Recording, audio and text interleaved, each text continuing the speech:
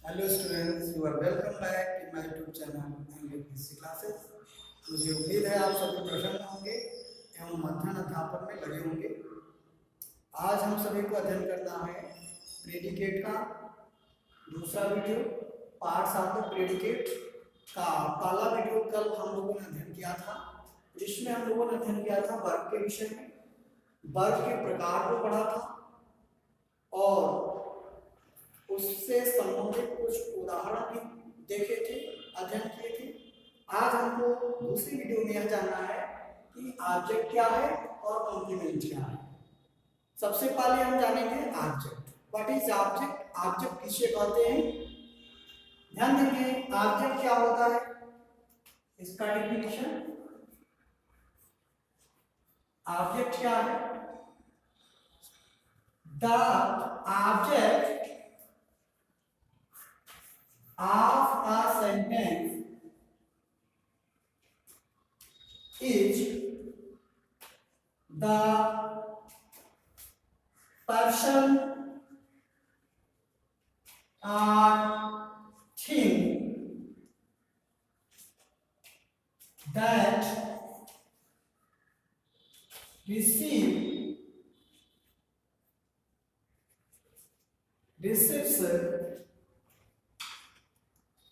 the action of the verb. It is the who or what that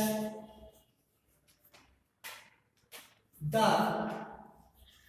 subject does something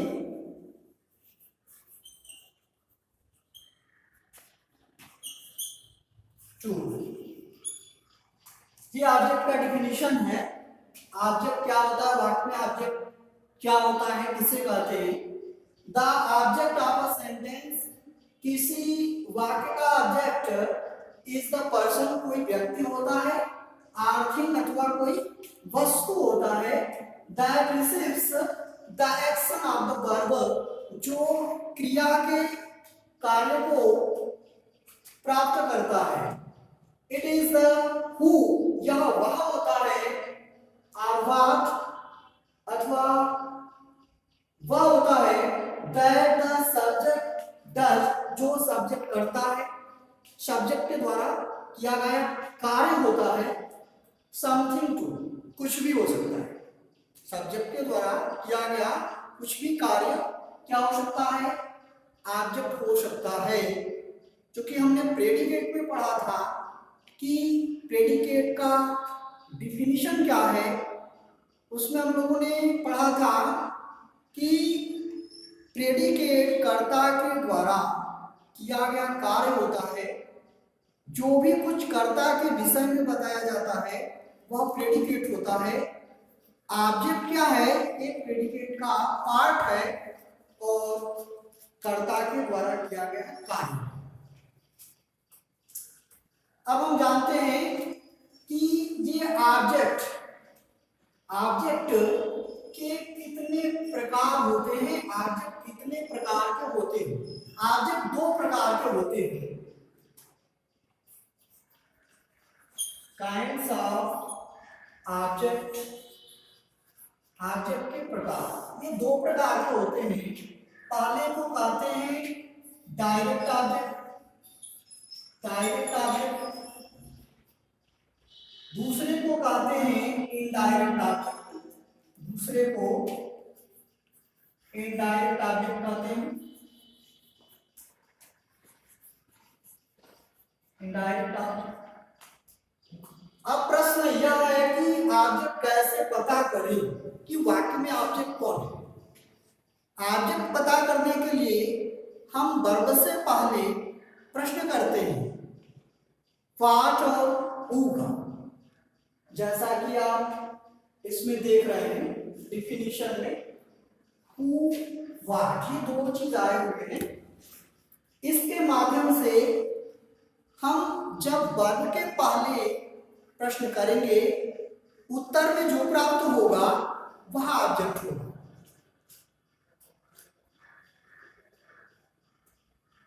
जैसे उदाहरण है, उदाहरण के माध्यम से आप समझेंगे।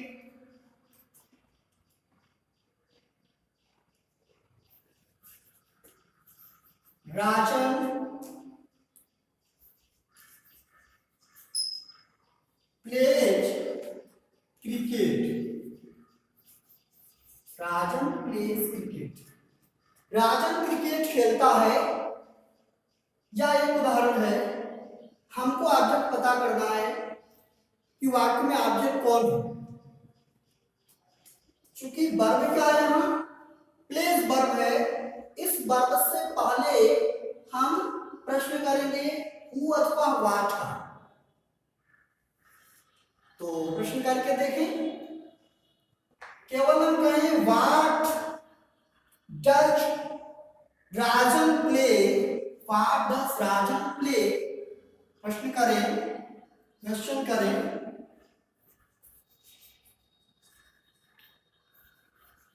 व्हाट डज राजन प्ले, उत्तर क्या प्राप्त होगा, क्या प्राप्त होगा? हिंदी इसका है व्हाट डज राजन प्ले का, राजन क्या खेलता है, उत्तर में क्या मिला, क्रिकेट। राजन क्रिकेट खेलता है। इस प्रकार से क्रिकेट क्या हुआ, ऑब्जेक्ट हुआ। क्रिकेट क्या हुआ, ऑब्जेक्ट हुआ। एक और उदाहरण देखते हैं। He gave me a cow. He gave me a cow. उसने मुझे एक गाय दिया। इस वाक्य में वर्ब क्या है, गिव है, जहां मी आ काउ वर्ब के बाद आए हुए शब्द। हमें पता करना है कि वाक्य में ऑब्जेक्ट कौन है। वाक्य में ऑब्जेक्ट पता करने के लिए हु और व्हाट का प्रश्न करना है। यदि हम प्रश्न करें, क्वेश्चन करें, क्वेश्चन करें what did he give me, what did he give me, उसने मुझे क्या दिया, what did he give me, उसने मुझे क्या दिया, उत्तर क्या प्राप्त होगा, आंसर क्या प्राप्त होगा, यहाँ आ काऊ, क्या प्राप्त हुआ, आ काऊ, यह जो है आंसर हमारा है। इस प्रकार से इस वाक्य में आ काऊ क्या हुआ, ऑब्जेक्ट हुआ। परंतु मी क्या है, यह भी ऑब्जेक्ट है। कैसे पता करेंगे, जब हम हु का प्रश्न करेंगे, हु का प्रश्न करेंगे,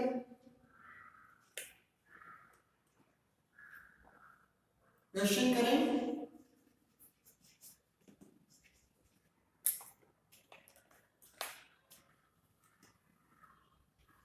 को हम हु में बदल के प्रश्न करेंगे।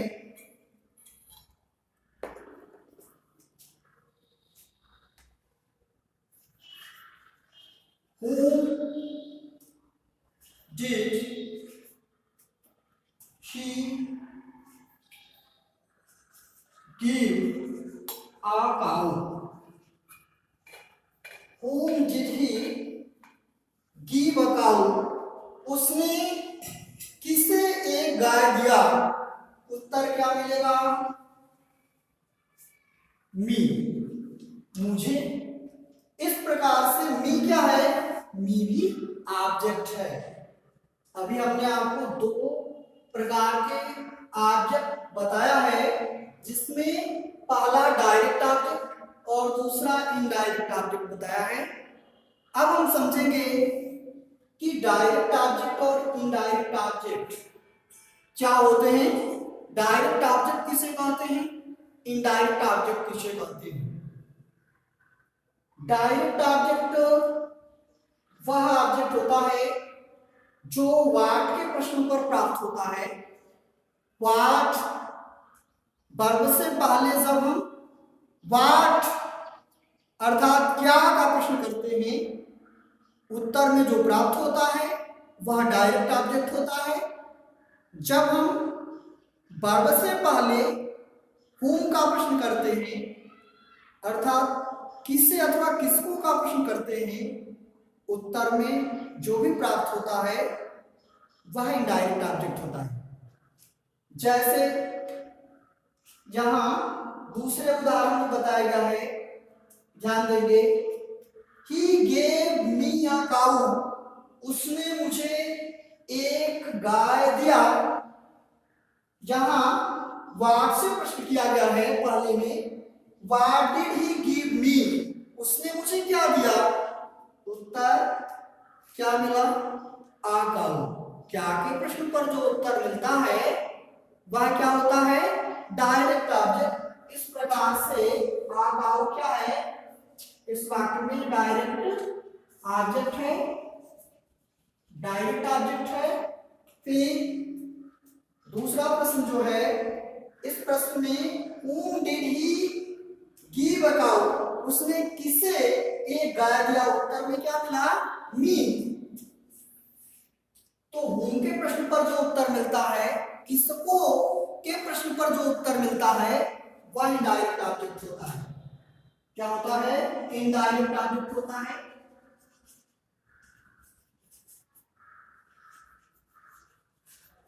इस प्रकार से मी क्या है, इनडायरेक्ट ऑब्जेक्ट है।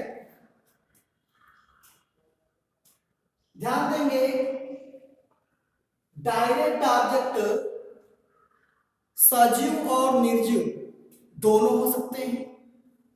डायरेक्ट ऑब्जेक्ट प्राय सजीव होते हैं, सॉरी प्राय निर्जीव होते हैं, परंतु ये कभी कभी सजीव भी होते हैं, कभी कभी निर्जीव भी होते हैं। अर्थात कहने का भाव यह है कि सजीव और निर्जीव दोनों हो सकते हैं, परंतु इनडायरेक्ट ऑब्जेक्ट हमेशा सजीव होते हैं। इनडायरेक्ट ऑब्जेक्ट में प्रायः पर्सनल प्रोनाउन का ऑब्जेक्टिव केस होता है, जैसे कि फर्स्ट पर्सन का मी, अस, सेकंड पर्सन का यू, थर्ड पर्सन का हिम, हर, देम, इट इत्यादि।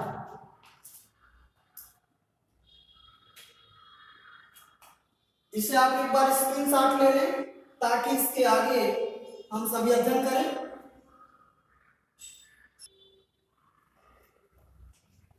विद्यार्थियों, अब हम जानेंगे ऑब्जेक्ट के रूप के विषय में, फॉर्म ऑफ ऑब्जेक्ट के विषय में ध्यान देंगे।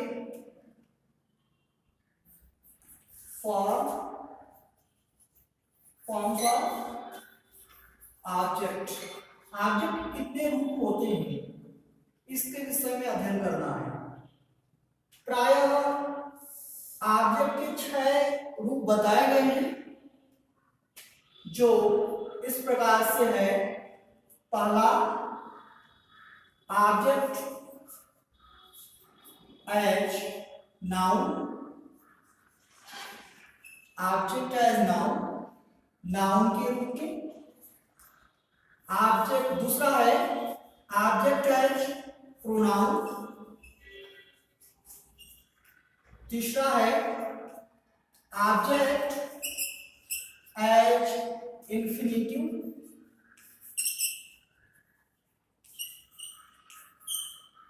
चौथा है ऑब्जेक्ट एज जीरंट। पांचवा है ऑब्जेक्ट एज फ्रेज। छठा है ऑब्जेक्ट एज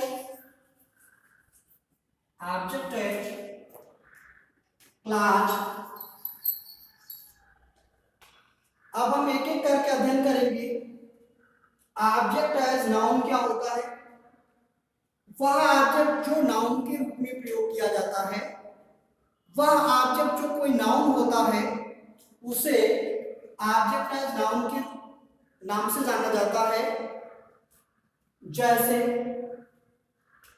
उदाहरण देखेंगे, he reads the book, he reads the book. ध्यान देंगे, या अ का भी प्रयोग कर सकते हैं। ही रीड्स अ बुक, वह एक पुस्तक पढ़ता है। यहाँ रीड्स क्या है? वर्ब है, और बुक क्या है? ऑब्जेक्ट है। कैसे ऑब्जेक्ट है? यदि हम रीड्स के पहले वाट लगाकर प्रश्न करें तो उत्तर में मिलेगा। इस प्रकार से यह बुक क्या है? नाउन है। क्या है? नाउन है, इसलिए इसे हम ऑब्जेक्ट एज नाउन कहेंगे। क्या कहेंगे? ऑब्जेक्ट एज नाउन कहेंगे। दूसरा उदाहरण देखेंगे, ऑब्जेक्ट एज प्रोनाउन क्या है? ऑब्जेक्ट एज प्रोनाउन हम कहें she helps me, she helps me, वह मेरी मदद करती है। इस प्रकार हेल्प्स क्या है? इस वाक्य में वर्ब है और ऑब्जेक्ट क्या है? मी है। मी किस प्रकार का ऑब्जेक्ट है? जब हम यहाँ whom लगाकर प्रश्न करेंगे वर्ब से पहले, किसको का प्रश्न करेंगे तो उत्तर में क्या प्राप्त होगा? मी प्राप्त होगा, मुझे प्राप्त होगा। इस प्रकार से यह मी क्या है?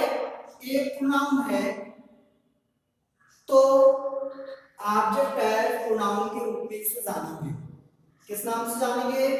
ऑब्जेक्ट एज प्रोनाउन के नाम से जानेंगे। तीसरा है ऑब्जेक्ट एज इंफिनिटिव। इंफिनिटिव क्या होता है? जब हम किसी वर्ब से पहले टू का प्रयोग करते हैं, जब हम किसी वर्ब से पहले टू का प्रयोग करते हैं, इंफिनिटिव कहलाता है। परंतु जब उसका उपयोग ऑब्जेक्ट के रूप में होता है तो उसे कहा जाता है ऑब्जेक्ट एज इंफिनिटिव। जैसे उदाहरण देखेंगे,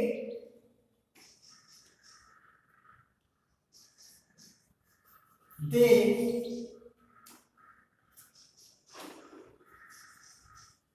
want to play, they want to play, वे खेलना चाहते हैं। they want चाहते हैं, to play माने खेलना। यहाँ वर्ब क्या है? प्ले है। ध्यान देंगे, एक वाक्य में यहाँ want ऑलरेडी वर्ब है, यहाँ प्ले भी वर्ब है। हम जानते हैं कि एक ही वाक्य में एक साथ दो वर्ब नहीं प्रयोग किए जा सकते हैं, इसलिए इसके पहले टू लगाया गया और टू लगाने से यह वर्ब किसमें कन्वर्ट हो गया? इंफिनिटिव में कन्वर्ट हो गया है। इस प्रकार से टू प्ले को हम किस नाम से जानेंगे? ऑब्जेक्ट एज इंफिनिटिव के नाम से जानेंगे। अगला है चौथा जो प्रकार है, चौथा ऑब्जेक्ट का ऑब्जेक्ट है जिरंड है। जिरंड के रूप में ऑब्जेक्ट का प्रयोग। उदाहरण देखेंगे, सी लाइक्स स्विमिंग, सी लाइक्स स्विमिंग एक उदाहरण है। वह तैराकी पसंद करती है। यहाँ स्विमिंग क्या है? स्विमिंग, स्विम माने तैरना होता है और इसमें आईएनजी लगाकर क्या बनाया गया है? जिरंड बनाया गया है। जब हम किसी वर्ब में आईएनजी जोड़ते हैं तब वह जिरंड बनता है, परंतु जब वह ऑब्जेक्ट के रूप में प्रयोग किया जाता है तब हम उसे जानते हैं ऑब्जेक्ट एज जिरंड के रूप में। आप ध्यान देंगे, पांचवा ऑब्जेक्ट है फ्रेज। फ्रेज क्या होता है? यू नो वेरी वेल, पहले भी मैंने आपको बताया है कि फ्रेज क्या होता है। फ्रेज शब्दों का समूह होता है, the group of words the group of words which does not make a complete sense, जो पूरा पूरा अर्थ नहीं देता है, पूर्ण अर्थ प्रकट नहीं करता है। जैसे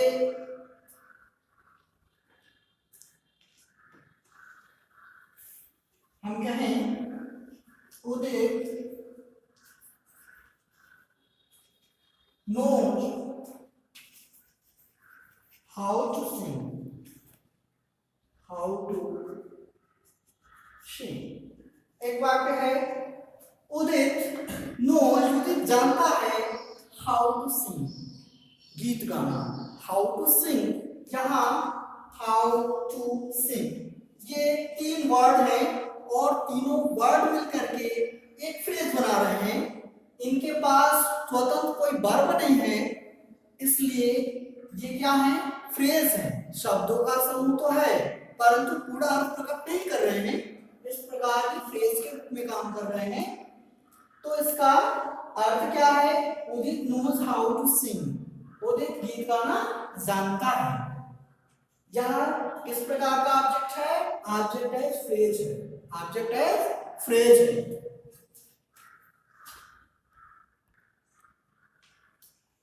छठा ऑब्जेक्ट है ऑब्जेक्ट एज क्लास, क्लास के रूप में। ध्यान देंगे, एक वाक्य है दिव्यांश डज नॉट नो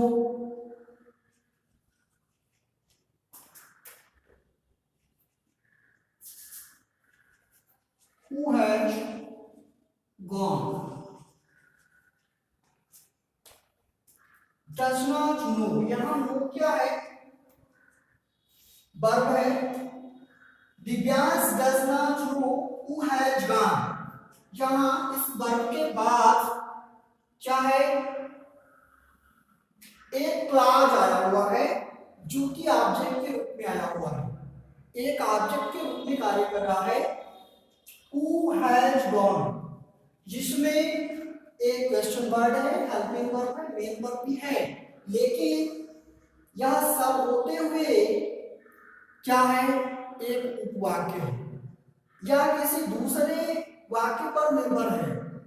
इस प्रकार से यह किस रूप में प्रयोग किया गया है, क्लास के रूप में प्रयोग किया गया है, इसलिए इसको हम जानेंगे ऑब्जेक्ट एज क्लास। मुझे उम्मीद है आप सभी को ऑब्जेक्ट के प्रकार, ऑब्जेक्ट पता करना, फिर ऑब्जेक्ट के रूप समझ में आ गया होगा। अगला तीसरा जो इसका पार्ट्स है, कॉम्प्लीमेंट है, इसे हम सभी अगले वीडियो में अध्ययन करेंगे। आज के लिए बस इतना ही। आप सभी को धन्यवाद।